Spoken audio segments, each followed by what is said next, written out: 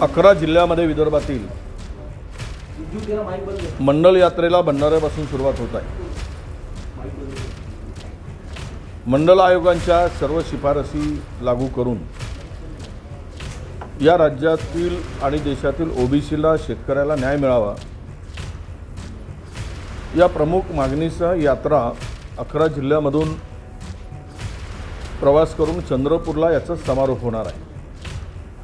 केंद्र सरकारकडे अनुसूचित जाती जमातीप्रमाणेच ओबीसीची जातनिहाय जनगणना करावी ही आपली प्रमुख मागणी आजच्या ओबीसीच्या आमच्या यात्रेच्या निमित्तानं आम्ही केंद्र सरकारकडे मागतो आहोत आणि यासाठीची जनजागृती आहे। केंद्र सरकारने ओबीसीसाठी स्वतंत्र मंत्रालय निर्माण केलं पाहिजे ही सुद्धा प्रमुख मागणी या ठिकाणी आहे। राज्य सरकार केवळ ओबीसीचे मतं घेऊन सत्तेवर असून होतं, पण ओबीसीला मात्र देताना यांची दुपट्टी भूमिका राज्य सरकारची नेहमी राहिली आहे। सगळ्या मंडळाला जेवढा निधी दिला जातं तेवढाच निधी ओबीसीची मोठी संख्या असूनही आम्हालाही तेवढाच निधी देतात। म्हणजे सारथीला, बार्टीला, तार्टीला जेवढा निधी तेवढाच निधी ओबीसीला, महाज्योतीला दिला जातो। आमच्या लोकसंख्येनुसार आम्हाला किमान 1000 कोटी या महाज्योतीला मिळाले पाहिजेत, तर हे सरकार खऱ्या अर्थानं ओबीसीच्या काय भल्याचा विचार करतो असा त्याचा अर्थ होईल। इतर बहुजन कल्याण विभागातर्फे प्रत्येक जिल्ह्यामध्ये महात्मा ज्योतिबा फुले ओबीसी भवन निर्माण करण्यासाठी सरकारने निधी दिला पाहिजे ही सुद्धा एक प्रमुख मागणी आहे। आणि यामध्ये ओबीसीचा 1,00,000 पदाचा बॅकलॉग आहे, ते सरकार भरतच नाही आहे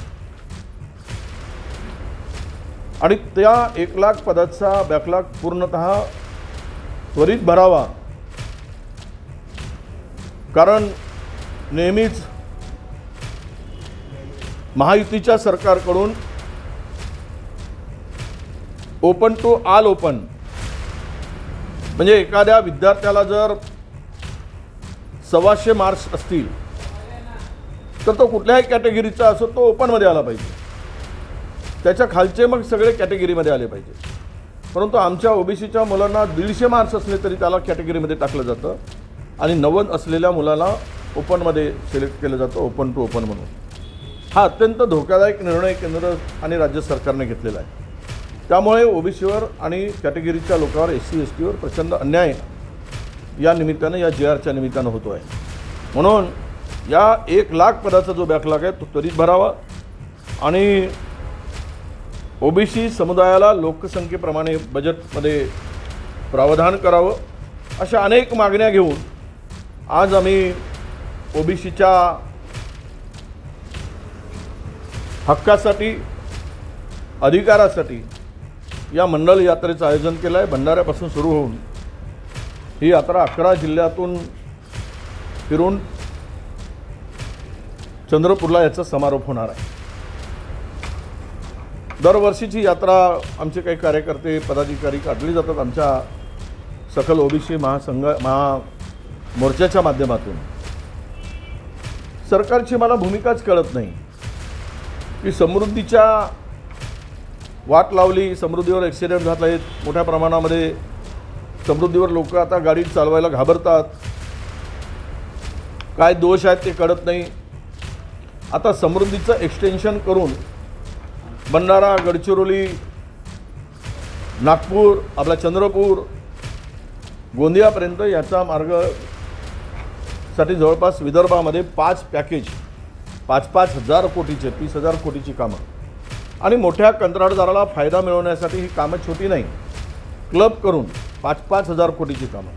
महाराष्ट्रात फक्त 15-16च कॉन्ट्रॅक्टर आहेत ही कामं घेऊन, महाराष्ट्रात म्हणजे देशात, महाराष्ट्रात नाही देशभरामध्ये या 16च लोकांना काम मिळावं आणि टक्केवारी बरोबर वसूल व्हावी 20% आणि शेतकऱ्यांचं नुकसान व्हावं। या ठिकाणी भंडारा, गोंदिया, चंद्रपूर, गडचिरोलीच्या सर्व शेतकऱ्यांनी त्यांच्या जमिनी देणार नाही असा निर्धार केला आहे। सुपीक जमिनी आहेत, सिंचनाखालच्या जमिनी आहेत, जमिनीचे दर आता 25 लाख ते 40 लाख 50 लाख रुपयापर्यंत गेलेले आहेत। आणि सरकार मात्र त्यांना 30 लाख प्रति हेक्टरी जर मोबदला देत असेल तर त्या जमिनी ते भूमिहीन होतील, बेघर होतील, उद्या रस्त्यावर उतरतील आणि या बळजबरीनं जमिनी मोजण्याचं काम 400-400, 300-300 पोलीस लावून या समृद्धीची मोजणी जबरदस्तीनं सुरू आहे.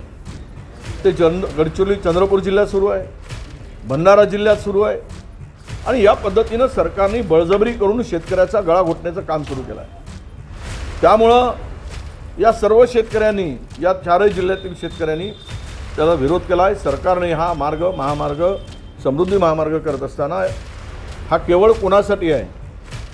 उद्योगपतीसाठी आहे मोजक्या, की गडचिरोली जिल्ह्यातील खाण मालकासाठी आहे?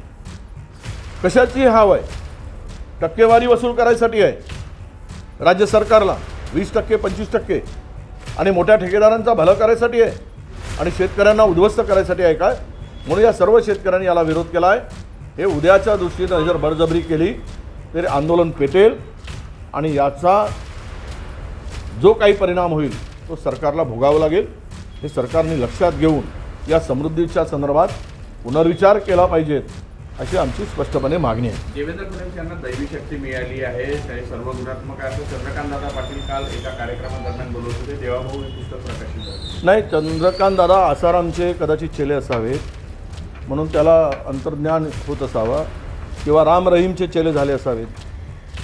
पृथ्वीवर कलियुगामध्ये कोणामध्ये दैवी शक्ती आहे हे, किंवा त्यांनी बाबा रामदेवकडून किंवा ते बागेश्वरकडून वगैरे काही कला शिकली असावी म्हणून त्यांना या प्रकारचा अंतर्ज्ञान झाला असेल, म्हणून अशा प्रकारची गोष्ट त्यांनी केली. जंतर मंतरवर झालेलं CJPचं आंदोलन हे देशविरोधी असल्याचं RSSचे सरकार्यवाह अतुल लिमये यांनी म्हटलेलं आहे. तर दीपकेच्या अमेरिकेतील शिक्षणाचा खर्च कोणी उचलला असं RTIमधून माहिती मागवण्यात आली. सगळी माहिती मागवा. जर या देशामध्ये त्या ठिकाणी आंदोलन करणाऱ्या लाखो मुलांना देशद्रोही म्हणत असाल, मग RSS हे देशद्रोही असं समजायचं का? यांना फंडिंग कुठून येते? उघड करावं RSSनी. आम्हाला कुठून परदेशातून फंडिंग येते, देशातून येते, किती आलेत? एक तर रजिस्ट्रेशन करत नाहीत, हिसाब देत नाहीत आणि लोकांना देशद्रोही ठरत चाललेत. कोण तो लिमये आहे त्याला थोडी तरी लाज वाटायला पाहिजेत. आपण काय बोलतो आहे, तरुणांना देशद्रोही समजतो. अरे जनाची नाही मनाची शरम ठेवा. लाखो लोक रस्त्यावर उतरतात, शांततेच्या मार्गाने आंदोलन करतात आणि त्यांना तुम्ही देशद्रोही ठरवताय. मग RSS कोणती देशभक्तीवाली आहे? इंग्रज होते त्यावेळेस इंग्रजांच्या मागे धावत होते त्यावेळेच्या हिंदू महासभेने. त्यावेळेस त्यांना वाटत होतं हा देश स्वतंत्र होऊ नये म्हणून. जे जे परकीय आले त्यांच्याला साथ देणारी मंडळी या देशातील तरुणांना जर राष्ट्रद्रोही म्हणत असतील, देशद्रोही म्हणत असतील, तर पुढच्या दिवसामध्ये यांना याचे परिणाम भोगावे लागतील. जनता यांची मस्ती आणि गरमी उतरवल्याशिवाय राहणार नाही.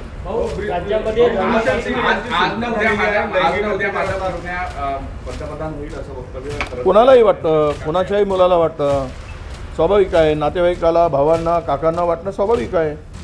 आता ते ठरवणारे तिकडे 2 लोक गुजरातचे आहेत, कोणाला उद्या काय होईल. पण आम्हालाही वाटतं की महाराष्ट्राचं एखादी नेता जर त्यांची सत्ता आली, आमची सत्ता आली तर आमचे पंतप्रधान ठरलेले आहेत, आमचे नेते ठरलेले आहेत. पण त्यांची जर सत्ता आली तर त्यांना कोणी पंतप्रधान करायचं तो भारतीय जनता पक्षाचं काम आहे. पण महाराष्ट्रातला जर आत्ता मोदी साहेबांना हटवून देवेंद्र फडणवीस पंतप्रधान होत असतील तर आम्हाला मराठी माणसाला आनंद आहे. व्हावेत, आमच्या शुभेच्छा आहेत.